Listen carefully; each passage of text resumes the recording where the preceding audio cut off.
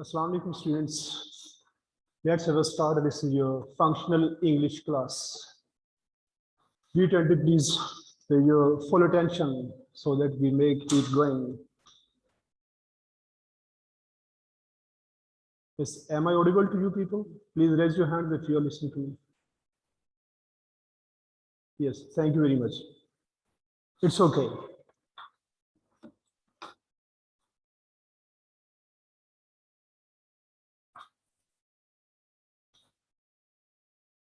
Here's the board.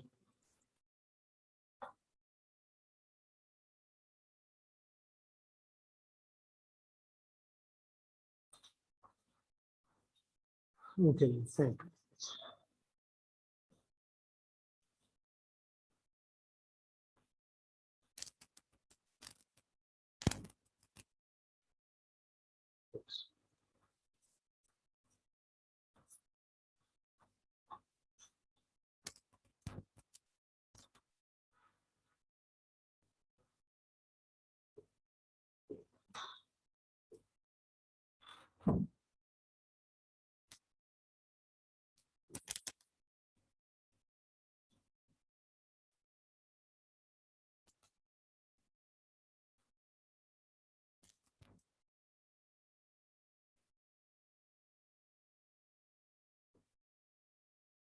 Okay, students.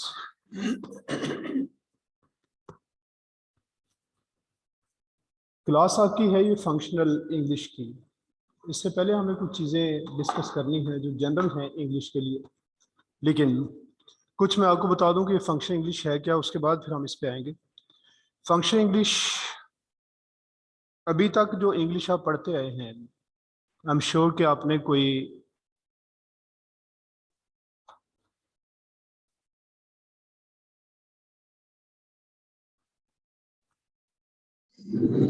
अस्सलाम वालेकुम sir. वालेकुम सलाम।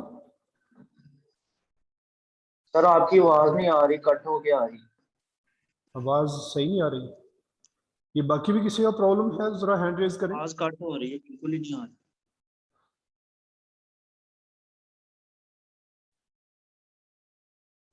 Yes Arsalan.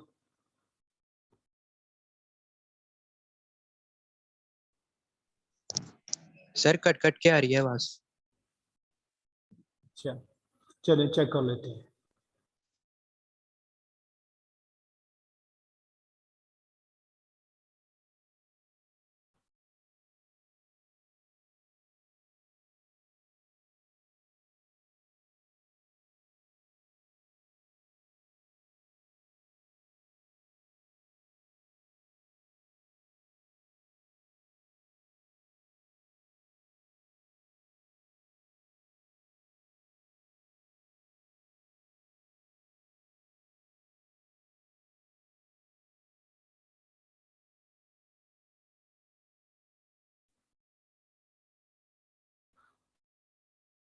Yes Arsalan, check it now. अभी भी उसी तरह आवाज आ रही है या कोई फर्क पड़ा है? सर अब ठीक आ रही है। चलिए थैंक यू सर अब सही आ रही है जी, thank you very much. Yes Anas, with Anas Gujar. Yes Anas, please raise your hand so that I may get the feedback.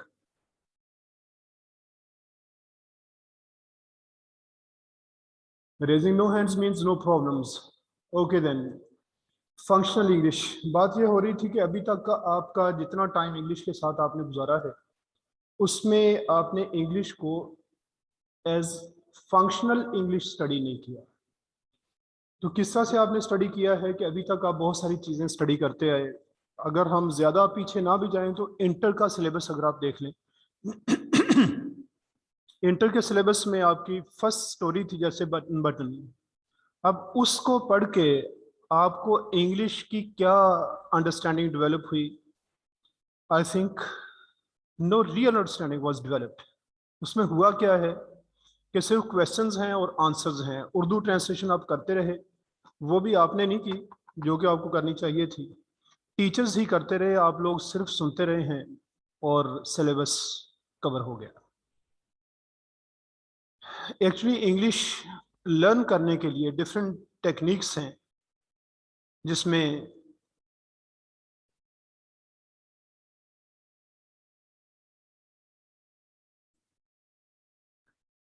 सबसे ज्यादा जो हमारे यहाँ जिसको फॉलो किया जाता है वो थी GTM।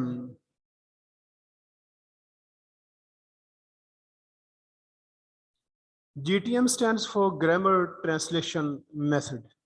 हमने हर चीज को उर्दू ट्रांसलेशन के साथ लर्न किया। उसकी वजह से कुछ हमें बेनिफिट्स भी मिले हैं, लेकिन definitely on the other hand we have got some demerits of this technique as well. अब डिमेरिट्स में क्या हुआ कि हम इसकी वजह से इंग्लिश लिखने तो लग गए लेकिन इंग्लिश बोल नहीं सके। रीजन वही रीजन कि जब आप एक एक वर्ड को ट्रांसलेट करने पे आ जाएंगे, फिर तो आप स्पीच के स्टार्ट में लोग कहते हैं बिस्मिल्लाहिर्रहमानिर्रहीम का भी इंग्लिश ट्रांसलेशन इसकी होनी चाहिए।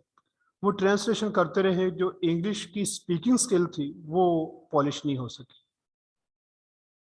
अब ये जो फंक्शन इंग्लिश होती है, इसमें हम देखते हैं कि इंग्लिश को प्रैक्टिकल किस तरह बनाया जा सकता है, क्योंकि ये बटन बटन वगैरह, क्लियरिंग इन द स्काई या पोएम्स और प्लेज वगैरह जो कुछ भी आप पढ़ते रहे, उनकी वजह से ये नहीं हो सका कि हम इंग्लिश का रियल स्ट्रक्चर भी समझ लें।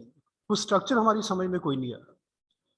कौन सा वर्ड कैसे यूज हो सकता है, देखिए बहुत सारी बातें with the passage of time हम इनको डिस्कस करते रहेंगे बाय एंड बाय। लेकिन प्रॉब्लम ये है कि जितनी इंग्लिश हम पढ़ते हैं वो, अब आप में से हर एक ने नियरली 14 इयर्स इंग्लिश के साथ गुजारे हैं। 12 तो है आपकी जो प्रॉपर जो फॉर्मल स्कूलिंग और कॉलेज की जो स्टडी है उसको लगा लिया जाए, लेकिन उसके साथ वो जो नर्सरी प्रेप वगैरह, आप उस वक्त से इंग्लिश से फेमिलियर हैं, लेकिन इंग्लिश की वो स्किल्स जो रिक्वायर्ड थी वो नहीं हो सकी, वो पॉलिश नहीं हुई।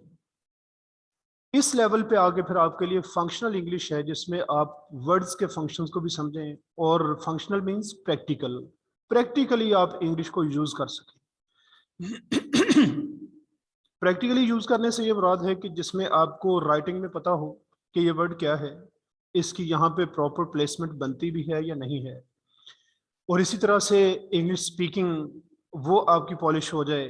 गो कि इसका टेस्ट तो कोई नहीं होता कि आई के आपने इसका वो पेपर नहीं रखा, वो आगे जाके आपका एक प्रेजेंटेशन स्किल्स वो एक अलग से एक सब्जेक्ट के तौर पे वो टीच किया जाता है, लेकिन बेस उसकी भी यही है, स्टार्ट यहीं से होगा। तो अब इस फंक्शनल इंग्लिश में हमने ये देखना है कि इंग्लिश का बेसिक स्ट्रक्चर कैसे बनता है, और ग्रामर जो है ना, क्योंकि किसी भी लैंग्वेज को समझना हो कि लैंग्वेज का स्ट्रक्चर क्या है, उसके लिए ग्रामर फंडामेंटल एलिमेंट है, उसके बगैर बात समझ में नहीं आती।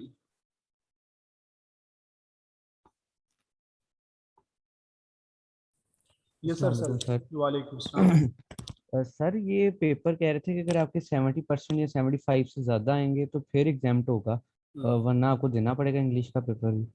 जी, ये वैसे मौका नहीं था ये क्वेश्चन पूछने का, क्या ख्याल है, ये सही जगह पूछा आपने क्वेश्चन? जी सर, आपने जैसे बताया ना कि पेपर, सर आप कह रहे थे ना कि इसका पेपर नहीं होगा, इस वजह से मैंने पूछा सर। मैंने कब कहा पेपर नहीं होगा? तो ये फंक्शन इंग्लिश क्या है? अगर पेपर नहीं है तो हम क्यों टीच करेंगे? ये तो बात मैंने की नहीं, मेरा हाल आप सुन नहीं रहे गौर से, क्योंकि बात कहाँ की कहाँ पहुँची। सर ये बातें आप बाद में पूछें।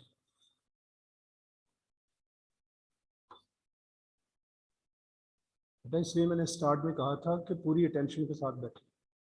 आपकी अटेंशन ही पूरी नहीं है कि बात हो क्या रही है और आपने क्या समझ लिया उसे। हम खप जाते हैं इस सब्जेक्ट के लिए, आपने आगे बता दिया इसका पेपर नहीं होगा। ये किसने कहा पेपर नहीं होगा?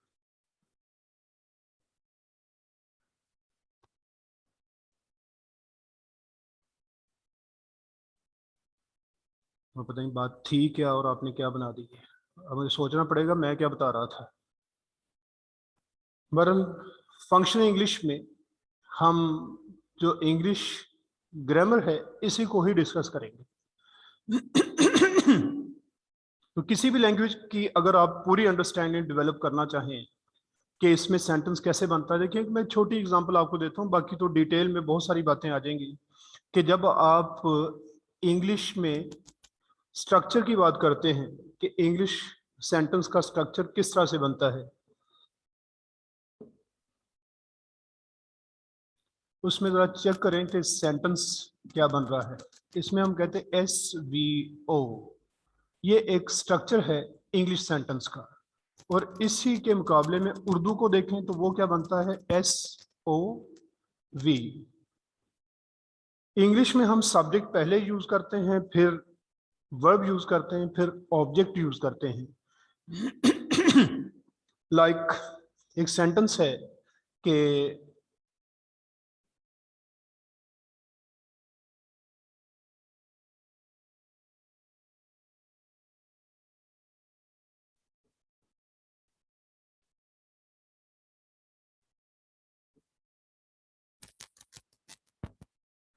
एक सेंटेंस,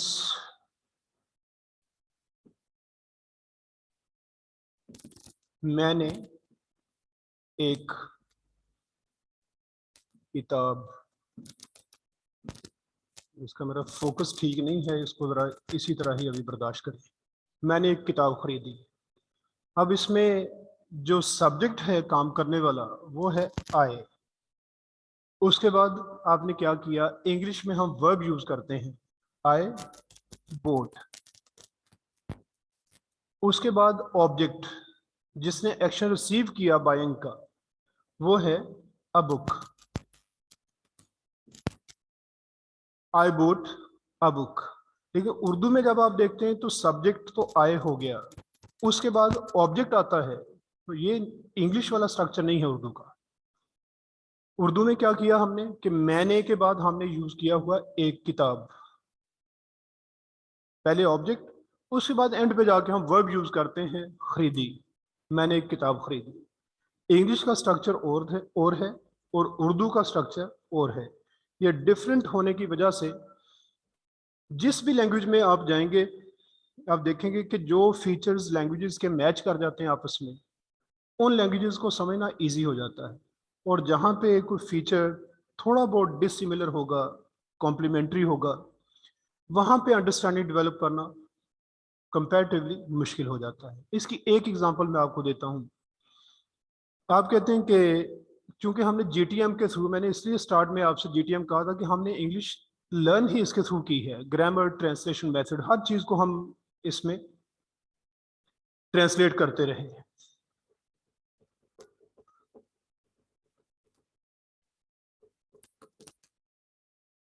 इस ट्रांसलेशन से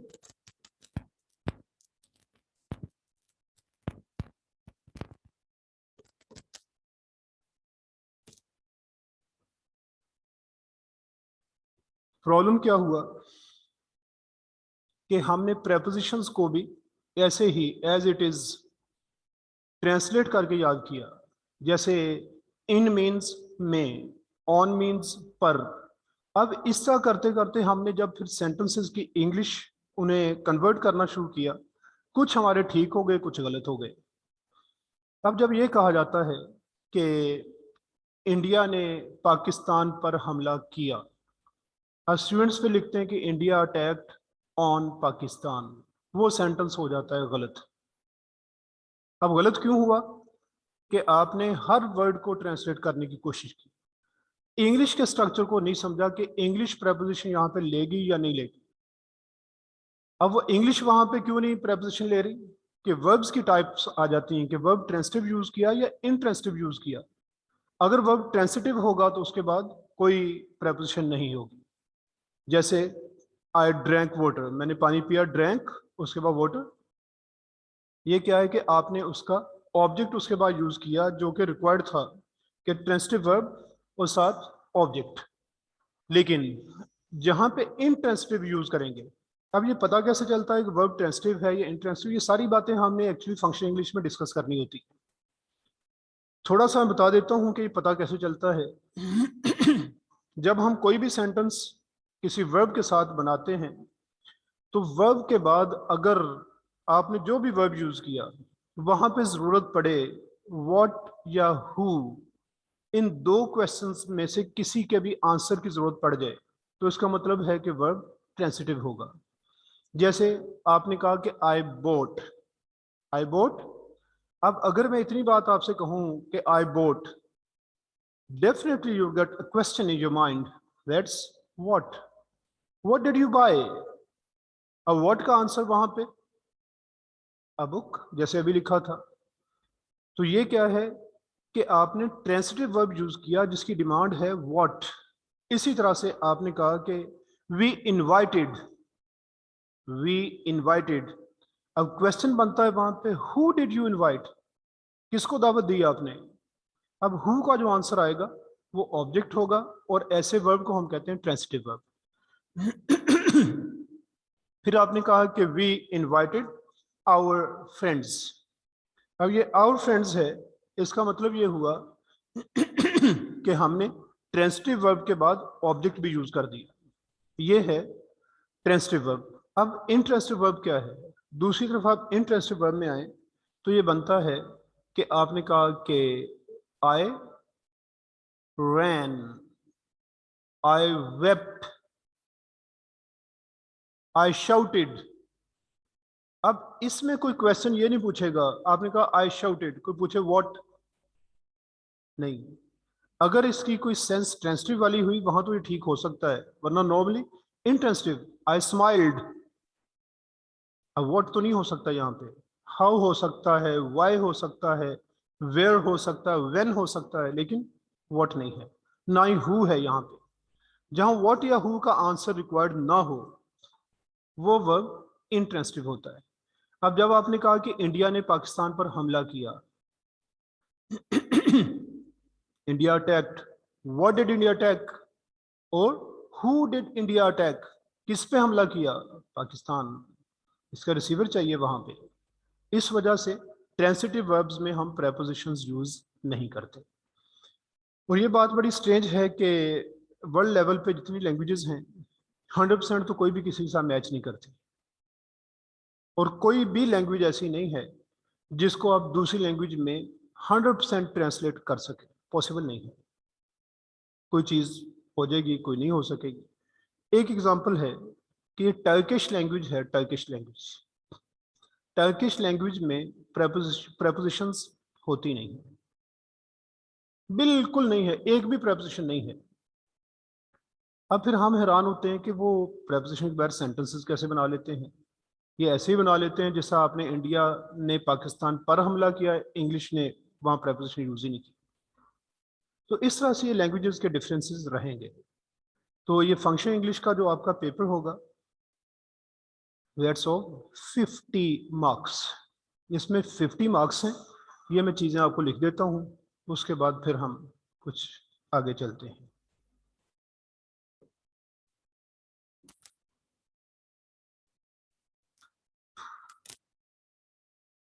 paper marks 50, pass marks 25, that can be said to be 50%. Time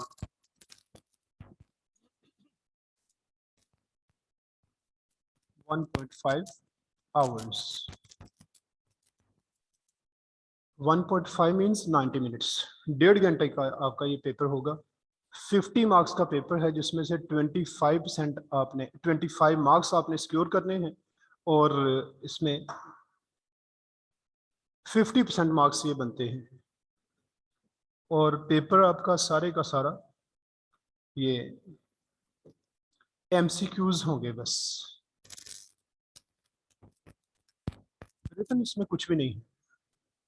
MCQs हैं, सब्जेक्टिव कुछ नहीं है, सिर्फ आप उसमें जो प्रॉपर ऑप्शंस होंगे वो टिक करेंगे। और ये सारी की सारी ग्रामर है। कुछ इसमें सिर्फ इतना सा है कि एक क्वेश्चन एंड पे, मतलब एक हम इस लिहाज से कि टॉपिक के एतबार से, otherwise when we talk of that question, वो 5 क्वेश्चन उसमें से देते हैं, वो है कॉम्प्रीहेंशन। बाकी सारी की सारी ग्रामर है और वोकेबलरी है जो आपने याद करनी है, जिसमें इडियम्स हैं, कुछ ICAP ने स्पेसिफाई किया हुआ है कि ये वोकेबलरी होगी जो आप याद करेंगे, उनके सिनोनिम्स हैं। तो सिमिलीज, मेटाफर्स, ये जो फिगर्स ऑफ स्पीच जिन्हें कहा जाता है, कुछ वो हैं। बाकी सब प्रैक्टिकल इंग्लिश है और कॉम्प्रीहेंशन है। ये आपका पेपर होगा। अब मैं कुछ चीज़ें आपको जनरल जो है इंग्लिश की वो बताता हूँ, फिर हम उसके बाद स्टार्ट करेंगे इंग्लिश का सिलेबस। तो क्वेश्चन आपका है तो पूछ सकते हैं।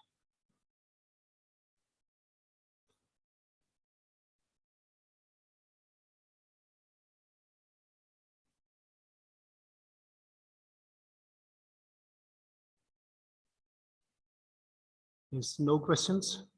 Okay. अब मैं थोड़ा सा आपको पहले बता दूं कि ये इंग्लिश जो है ये बनी कैसे है। इंग्लिश, फिर ये कि हमने किस इंग्लिश को चूज करना है, प्रैक्टिकली जिसको हम यूज करेंगे वो कौन सी वाली है।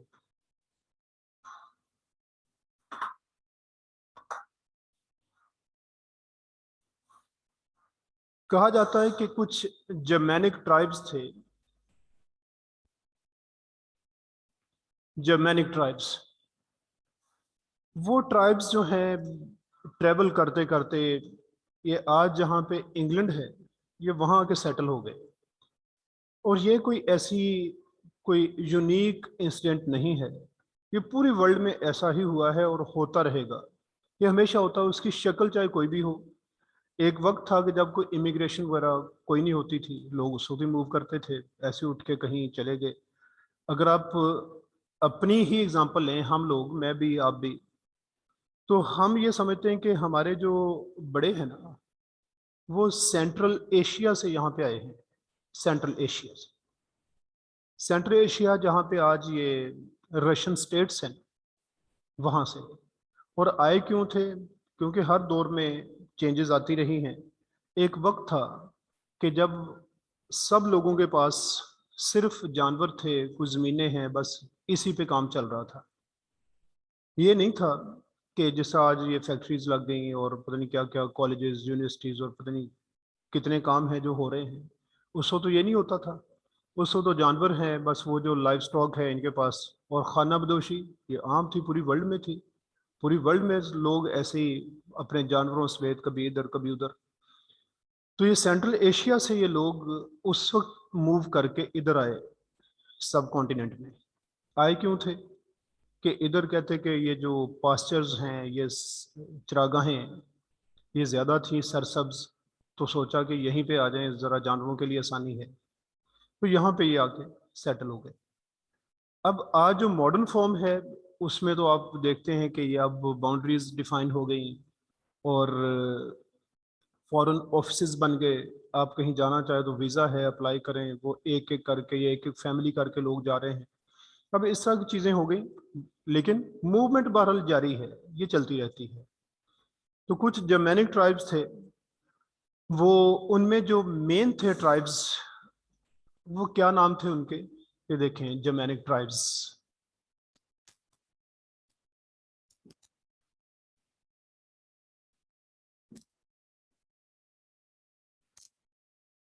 उसमें एंगल्स, सेक्शंस और जूट्स।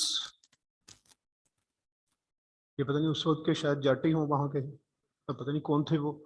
एनीवे, तो ये तीन जो वहाँ के ट्राइब्स थे ये वहाँ से चले हैं, ये मूव करके आज जिस जगह पे इंग्लैंड है वहाँ आ गए। इनमें जो ज़्यादा डोमिनेंट ट्राइब था वो थे ये एंगल्स। वो एंगल से ये एंगल लैंड बनी, और एंगल लैंड फिर ये जैसे with the passage of time language में चेंजेस आती रहती हैं। जैसा हमारे यहाँ ये उर्दू वालों से हमने सुना है कि कुल्फ़ी कुल्फ़ी नहीं होती थी पहले, कुफली होती थी, कुफली से कुल्फ़ी हो गई। कुफल ताला जैसे होता है। अब वो वर्ड्स हैं, चेंज होते रहते हैं, इनको कौन कंट्रोल कर सकता है। लोग जो कुछ बोलना शुरू कर दें वो लैंग्वेज बन जाती है। रूल्स जो होते हैं, रूल्स लोगों की लैंग्वेज सुन के डिफाइन किए जाते हैं। ये नहीं है कि पहले आप रूल्स बनाएं फिर लैंग्वेज बन जाएगी, ऐसा कभी भी नहीं होता।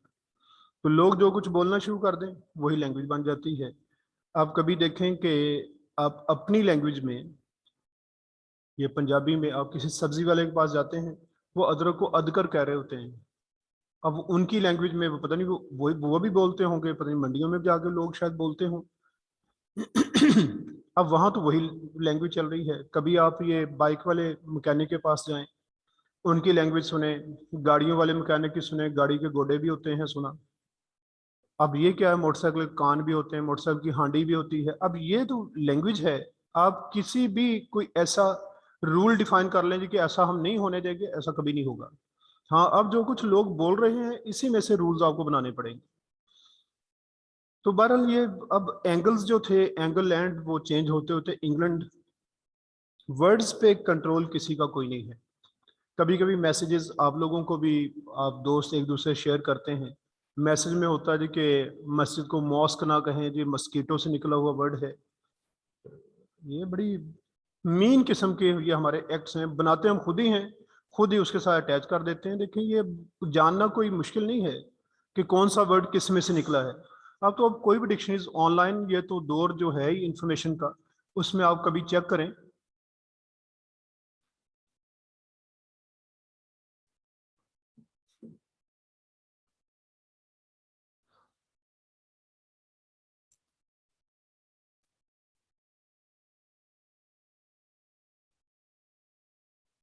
एटिमोलॉजी,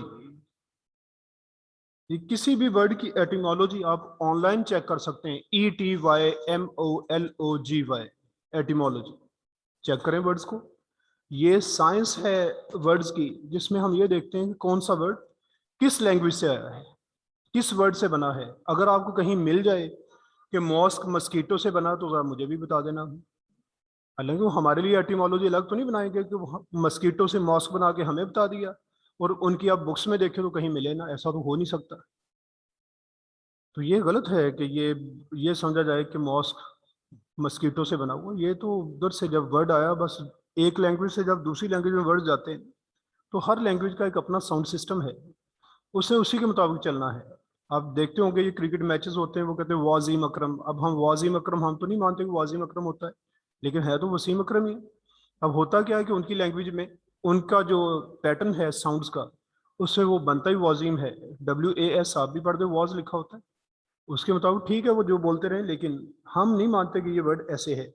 लेकिन जिन वर्ड्स की मैं ये बता रहा हूँ कि हर लैंग्वेज जब दूसरी लैंग्वेज में जाती है तो चेंजेस आ ही जाती हैं। तो इस तरह से ये वर्ड्स जो है ना, ये अब मुझे याद है कि एक हॉस्पिटल का यहाँ एक होता था, सर्वेंट था, पता नहीं उनका कोई PN टाइप था, क्रिश्चियन था। अब उसका नाम पूछते थे, उस बंदे से ही पूछेंगे आपको क्या नाम, वो कहता था मेरा नाम है जेमस। अब जेमस तो कोई नाम नहीं है, जेम्स नाम था, इधर आके जेमस हो गया उर्दू में, पंजाबी में। तो ये जब एक लैंग्वेज दूसरी लैंग्वेज में जाती है, ऐसे फर्क पड़ ही जाते हैं। तो मरल ये लोग जो थे, ये एंगल्स, सेक्शंस, जूट्स, ये तीन जो ट्राइब्स थे, ये वहाँ बैठे जाके, और लैंग्वेज जो थी, लैंग्वेज के अंदर कोई ना कोई दूसरी लैंग्वेज मिक्स होती रहती है। कुछ इनकी अपनी लैंग्वेज, फिर जहाँ जाके सेटल होना, वहाँ पे दूसरे लोगों से इंटरेक्ट करना, फिर अंदर कभी फ्रेंच आ गए, उन्होंने इन्वेड किया तो उनका एक इम्पैक्ट आ गया, कुछ ये जो रोमन्स थे उनका इम्पैक्ट आ गया। अभी भी आप देखेंगे जब एटिमोलॉजी चेक करें वर्ड्स की, तो बहुत सारे वर्ड्स आपको इंग्लिश में मिलेंगे कि जो कि दूसरी लैंग्वेजेस के हैं। लैंग्वेज कोई भी जो होती है, इसको हम ये कहते हैं कि no language is a pure language. Pure language कोई भी नहीं है, सब लैंग्वेजेस ऐसी हैं कि दूसरी लैंग्वेजेस से वर्ड्स लिए होते हैं। इंग्लिश के बारे में ये कहा जाता है कि ये नियरली 120 लैंग्वेजेस का मल्टीट्यूड है। 120, 120 जबानें इकट्ठी हुई हैं इसके अंदर। फिर इसमें कहा जाता है कि मोर देन 80% वर्ड्स दूसरी लैंग्वेजेस के हैं। इंग्लिश के अपने तो वर्ड्स इसमें है ही कोई 20% के करीब। लेकिन अब जब लैंग्वेज इतनी फ्लेक्सिबल हो कि दूसरे वर्ड्स को एक्सेप्ट कर जाए, तो इसका मतलब होता है कि वो लैंग्वेज तो वही रहेगी क्योंकि बेसिक पैटर्न उसका होता है, लेकिन वो दूसरे वर्ड्स को ले लेके भी अपने अंदर वो अब्सॉर्ब करती जाती है। लैंग्वेज को इंग्लिश ही कहा जाएगा, वर्ड्स चाहे 80% दूसरी लैंग्वेजेस के हों। उर्दू में देख लें, उर्दू में भी आपने सुना होगा कि उर्दू को कहते हैं लश्करी ज़बान है, कि ये इसमें भी बहुत सारे वर्ड्स, उर्दू के तो वर्ड्स बहुत ही कम है, इंग्लिश के तो फिर 20% है, उर्दू में तो इतने भी नहीं मिलेंगे। तो ये लैंग्वेजेस में ऐसा ही होता है, इससे कोई हमें फ़र्क नहीं पड़ता कि दूसरी लैंग्वेजेस के वर्ड्स क्यों आए, वो हर लैंग्वेज में आएंगे। आप आज देख लें कि आप mobile, camera, keyboard, mouse, white board, ये सारे वर्ड्स इंग्लिश के यूज़ कर रहे हैं, और बोलने वाला चाहे वो पढ़ा लिखा है या अनपढ़ है, हर आदमी यही यूज़ कर रहा है। इससे किसी को क्या फ़र्क पड़ता है? कोई नहीं, लैंग्वेज है, लैंग्वेज में फ्लेक्सिबिलिटी होती है, ये बाकी लैंग्वेजेस को अब्सॉर्ब करती रहती हैं। तो बहरहाल ये कि ये स्टार्ट था इनका, तो लैंग्वेज वहाँ से डेवलप होना शुरू हो गई, और बाय एंड बाय लैंग्वेजेस फिर लोग जिस तरह के लोग इंटरेक्ट करते रहते हैं एक दूसरे से, जब ये मिक्सअप होता है इनका, तो लैंग्वेजेस में और चेंजेस आती हैं और फ्लेक्सिबिलिटी आ जाती है। फिर ये हुआ कि इंग्लिश लैंग्वेज में जब ब्रिटिश ने रूल किया है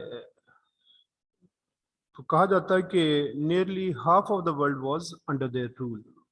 कोई आधी दुनिया पे तो उन्होंने रूल किया, इवन अमेरिका पे भी अंग्रेजों ने रूल किया हुआ है। अब उससे क्या हुआ कि लैंग्वेज, फिर बहुत सारी जो इनकी कॉलोनीज थी वहाँ भी ये फैलती चली गई, सब कॉन्टिनेंट में भी आए ये अंग्रेज, यहाँ भी रूल किया। और इस रूल करने की वजह से हमारे यहाँ चूंकि ये जो मॉडर्न एजुकेशन, मॉडर्न इंस्ट्रक्शन, ये जितना नॉलेज था ये पहले तो मौजूद था ही नहीं हमारे पास, ये तो आया ही अंग्रेज़ों के साथ है। इस वजह से फिर जितना मॉडर्न नॉलेज है इसको अक्वायर करने के लिए हमें ज़रूरत पड़ी इंग्लिश की। एक बात ये याद रखें कि हमारे लोग एक बात से अभी तक बाहर नहीं आ रहे कि इससे आना पड़ेगा। कहते हैं इंग्लिश कंपलसरी क्यों है हमारे यहाँ, भाई ये क्यों वाला जो है ना टॉपिक, इसको बंद कर दें, बिल्कुल बंद कर दें। ये ऐसे ही है कि एक आदमी से कहें नमाज पढ़ो, कहते हैं हमें नमाज फ़र्ज क्यों की गई हमारे ऊपर। भाई आप उल्टे भी लटक जाएं तो नहीं समझ सकेंगे कि आप पे क्यों फ़र्ज की गई, दिमाग ही छोटा है। देखिए आप जो ईमानियात की बात करते हैं, जब कहते हैं आमनतु बिल्लाहि व मलाइकतिही व कुतुबिही व रुसुली, अब इसमें से आपने कोई भी चीज़ नहीं देखी, मानते कैसे हैं फिर? जब गैब पे ईमान है ना तो ये अहकामात सारे मानने पड़ेंगे कि जी ऐसा है ही क्यों, ये बेवकूफ़ी हमाकत है बहुत बड़ी, हमें दुनिया में क्यों भेजा गया, क्यों आप करके करेंगे क्या इसका। हाँ अब क्यों नहीं है, अब कैसे, कैसे से क्या मुराद है कि अब दुनिया में आ गए हैं, ज़िंदगी कैसे गुजारनी है, क्यों आ गए हैं को छोड़ दें आप, भेजने वाले ने भेज दिया, अकल छोटी है नहीं समझ आएगी, ज़िंदगी कैसे गुजारनी है और कैसे अमाल करने हैं, कैसे फिर अल्लाह के सामने पेश होना है। जो चीज़ें सोचने वाली वो सोचें, ये क्यों वाला काम निकाल दें कि इंग्लिश क्यों कंपलसरी हो गई। अब देखिए एक तो मैंने बता दिया कि ये सारा जितना मॉडर्न नॉलेज है आया ही ये ब्रिटिशर्स के साथ है, अंग्रेज़ों के साथ। अब वो पाकिस्तान बन गया जी, वो देखो जी चाइना ने अपनी ज़बान में तरक्की कर ली, जर्मनी ने अपनी लैंग्वेज में कर ली, फलां ने अपनी, हम पे क्यों ये हो गई। आप इसको छोड़ दें, इससे कुछ नहीं निकलेगा। इंडिया वालों ने इससे जान छुड़ाई है, वहाँ रिक्शे वाले, रेडियो वाले, सब्जी वाले, वो सब इंग्लिश बोलते। जो काम करने वाला हो वो करें। एक टर्म यूज होती है लिंगुआ फ्रांका।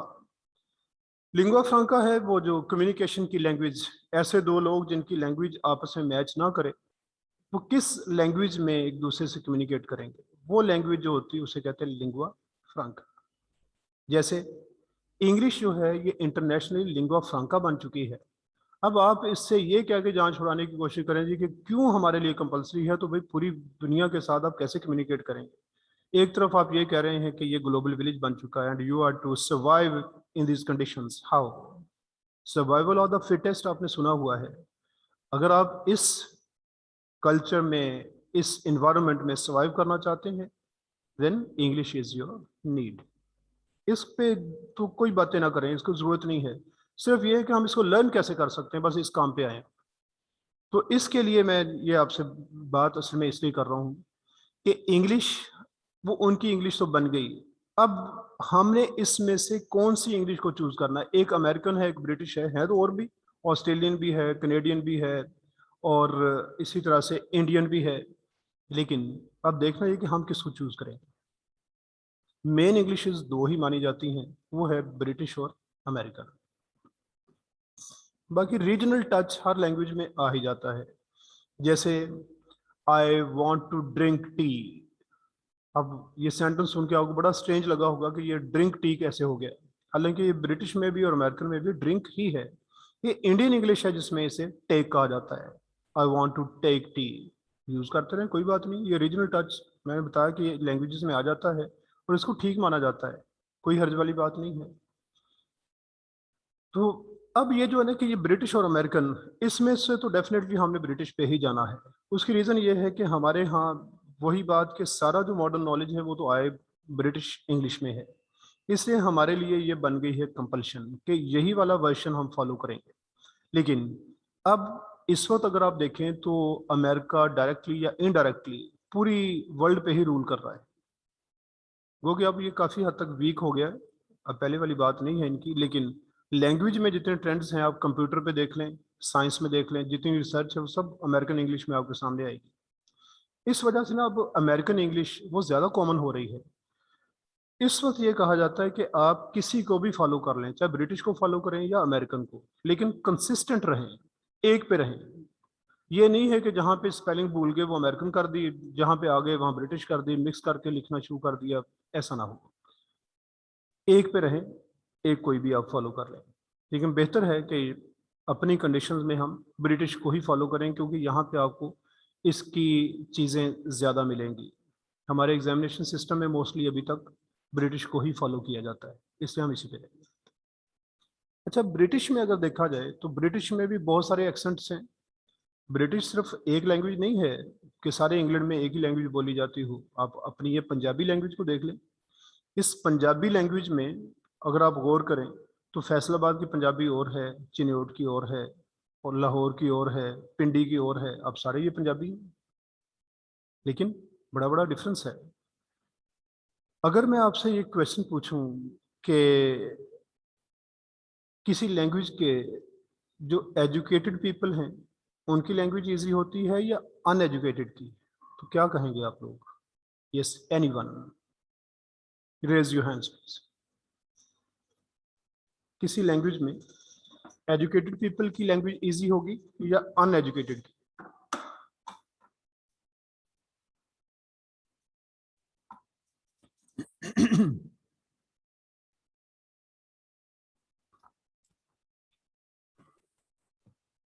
जी Yes, sir. Shamla. Sir uneducated people की इजी होगी बिकॉज वो हमेशा सिंपल वे में बात करेंगे सर। अच्छा, चलो ये हो गया। Anyone else?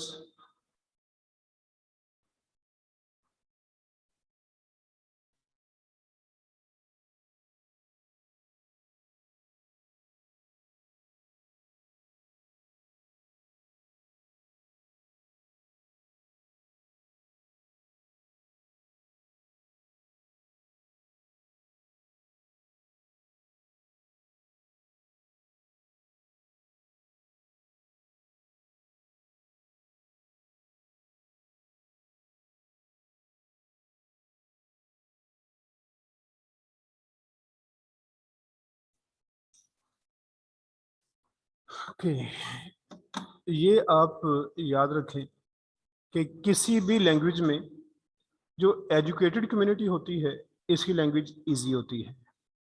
उसकी रीज़न ये है कि ये लोग जो होते हैं ना एजुकेटेड, इनका बहुत सारी लैंग्वेजेस के साथ इंटरेक्शन हो जाता है, जिसकी वजह से ये फिर आ जाते हैं सिंप्लिसिटी पे लैंग्वेज में। आप कभी गौर करें कि हमारे यहाँ एक गली में आवाज़ लगाने वाला, जैसे स्ट्रीट हॉकर्स आप कहते हैं, कोई चीज़ बेचने वाला, उसकी पंजाबी कभी गौर करें। कभी मांगने वाले जो आते हैं उनकी पंजाबी पे गौर करें। कभी जो गांव में आपके अजीज रहते हैं उनकी पंजाबी पे गौर करें, उनकी पंजाबी आपसे टफ होती है। तो किसी भी लैंग्वेज में जो एजुकेटेड लॉट होती है उनकी लैंग्वेज इजी होती है। उस वजह से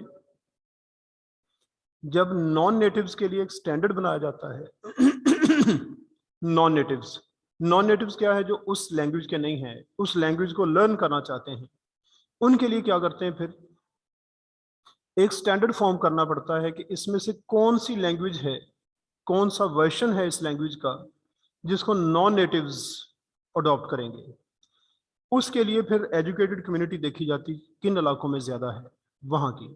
अब देखें, अगर आप पंजाबी किसी को सिखाना चाहेंगे तो वो किसी गांव की, चिन्योट की, जंग की, पिंडी की वो नहीं होगी। उसकी रीज़न ये है कि जहाँ के लोग आप ज़्यादा पढ़े लिखे देखेंगे वहाँ की लैंग्वेज सिंपल समझ के वो एक स्टैंडर्ड बना दिया जाता है। पंजाब में कहा जाता है कि सबसे अच्छी पंजाबी जो बोली जाती है ना, वो दो पंजाब के शहर हैं, वो हैं फैसलाबाद और साहिवाल। पंजाबी इनकी सबसे अच्छी मानी जाती है। ये अलग बात है कि लाहौर वाले फैसलाबाद की पंजाबी का मजाक उड़ाते हैं। उसकी रीज़न है ये है कि पावर लैंग्वेज का कॉन्सेप्ट है, कैपिटल वहाँ पे है लाहौर में, उस वजह से ना खाम खा में ही एक वो क्या कहते हैं सेंस ऑफ सुपीरियॉरिटी आ ही जाती है। आज आप कैपिटल फैसलाबाद को बना दें, लाहौर वालों को आप कुछ भी नहीं समझेंगे, कभी वो मजाक दोबारा करेंगे भी नहीं। तो ये तो एक अपनी जगह पे कुछ ये रियलिटीज़ हैं। वरना इंग्लैंड में जो नॉर्थ रीजन्स के लोग थे, नॉर्दर्न रीजन्स के, शुमाली इलाकों के, वो लोग ज़्यादा पढ़े लिखे थे।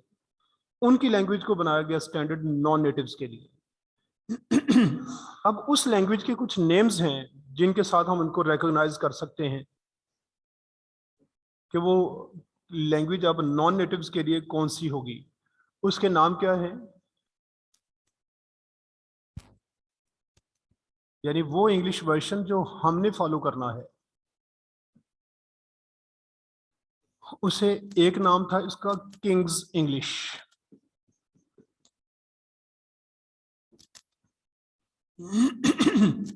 फिर queen's English,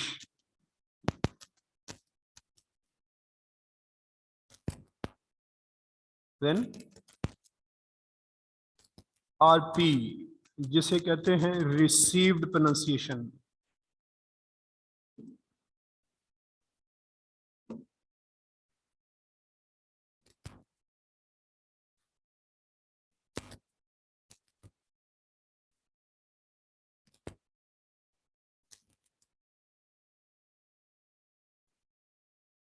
force BBC English.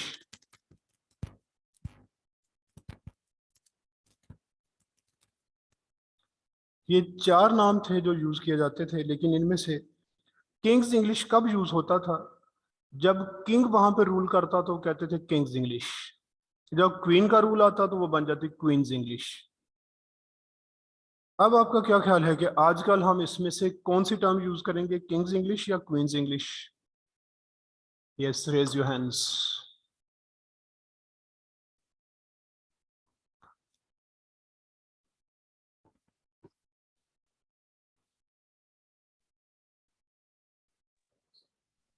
जी sir. Yes Shamroz. Sir BBC English के बारे में आपने क्या बताया? इसका मतलब आप मेरी बात नहीं सुन रहे।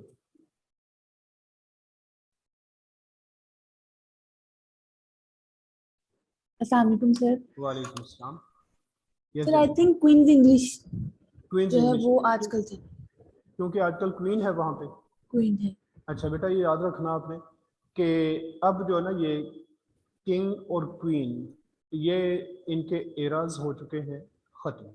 अब ना ये किंग्स रही ना क्वींस रही, क्योंकि अब सिर्फ एक उन्होंने, क्यों कंजर्वेटिव लोग हैं, ट्रेडिशनल लोग हैं ये बुरे, इस वजह से इन्होंने अब सिर्फ क्वीन को एक मार्क के तौर पे, एक सिंबल के तौर पे अलाइव रखा हुआ है। अदरवाइज सिस्टम वहाँ का पार्लियामेंट्री है। अब वहाँ पे ना किंग ना क्वीन, इसलिए ये दोनों ही टर्म्स अब ख़त्म हो चुकी है। अब आरपी या बीबीसी में से आप कुछ भी यूज़ कर सकते हैं। आरपी रिसीव्ड प्रोनाउंसिएशन, रिसीव्ड का मतलब होता है एक्सेप्टेड प्रोनाउंसिएशन।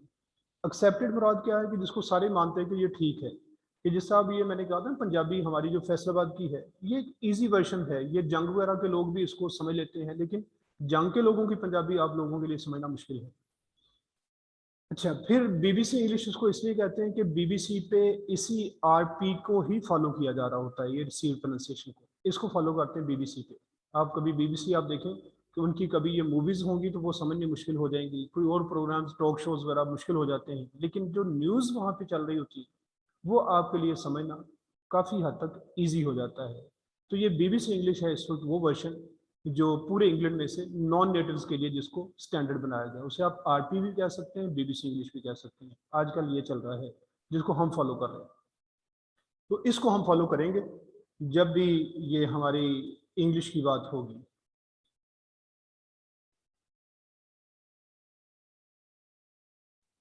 चलिए, अब इसमें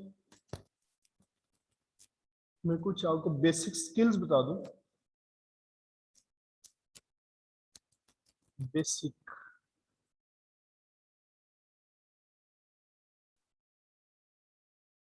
लैंग्वेज स्किल्स।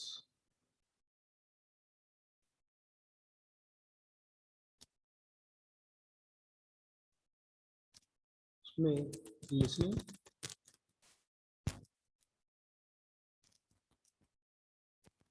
स्पीकिंग,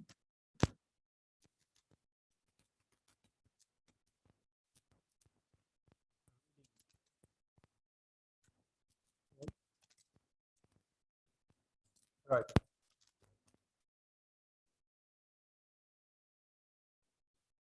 और इसमें याद रखिए ये किसी एक लैंग्वेज की बात नहीं हो रही। We are not focused upon English when we say that there are 4 basic language skills of English. No, never. Actually, we are talking of any language, whatever the language is. If you know all these 4 skills, it means you are efficient in this language. You might have seen that whenever there is the IELTS, in IELTS, International English Language Testing System, what happens there? They check you in all these 4 skills. After that, you are marked whether you are efficient in listening, speaking, reading, writing or not. So when we are talking about all these skills, we are focused upon every language, not only upon English. कोई भी language हो, ये 4 skills उसमें ऐसी हैं जिससे पता चलता है कि आप लैंग्वेज में कितने एफिशिएंट हैं, कितनी आप लैंग्वेज को आप फेमिलियर हैं, कितना जानते हैं लैंग्वेज को। लैंग्वेज के बारे में हम कहते हैं कि language starts with the year. ये कान से शुरू होती है, जो कुछ आप सुनते हैं वही आप बोलते हैं। इनमें से अगर ये पूछा जाए कि टफेस्ट स्किल चारों में से कौन सी है, सबसे टफ स्किल कौन सी है? Yes, who will tell?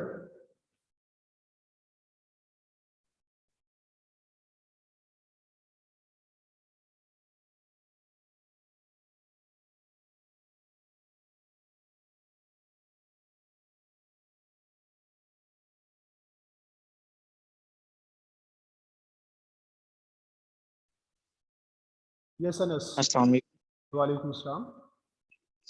Sir speaking काफी टफ टर्म है इसमें से। अच्छा, चलो ये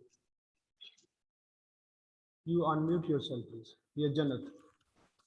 Sir, I also think speaking is the Speaking. toughest. Okay. And how about Amara?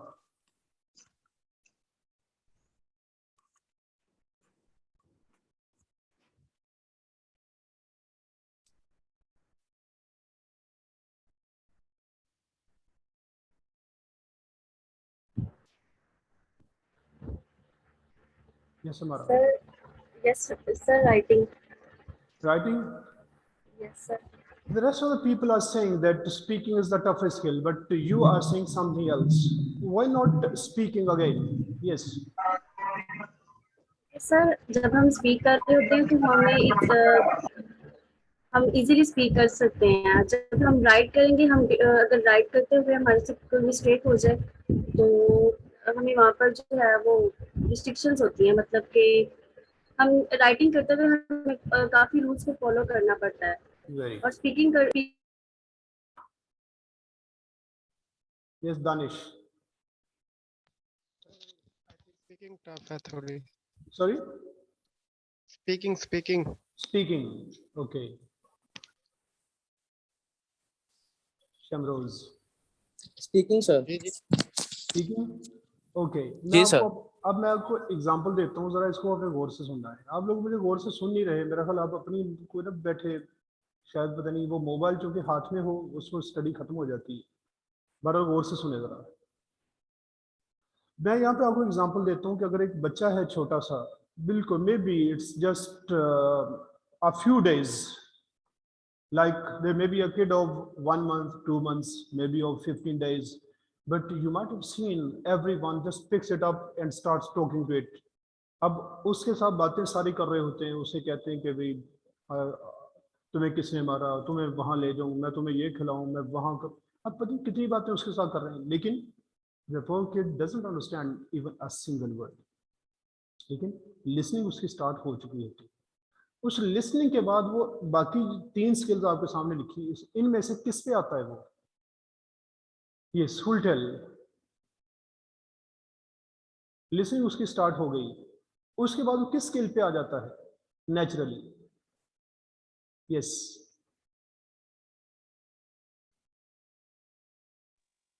Arsalan. Sir speaking पे आएगा उसके बाद तो। वेरी गुड, स्पीकिंग पे ही आता है। तो इसका मतलब है कि स्पीकिंग टफेस्ट स्किल नहीं हो सकती, ये तो सेकंड स्टेप पे ही आ जाती है। स्पीकिंग से ज़्यादा टफ है रीडिंग और रीडिंग से ज़्यादा टफ है राइटिंग। ये अभी कुछ बातें हमारी इनिशियल थी, इसके बारे में कुछ बातें हम कल करेंगे, फिर उसके बाद देखेंगे। कोई क्वेश्चन आपका हो तो पूछ सकते हैं। Yes, any questions?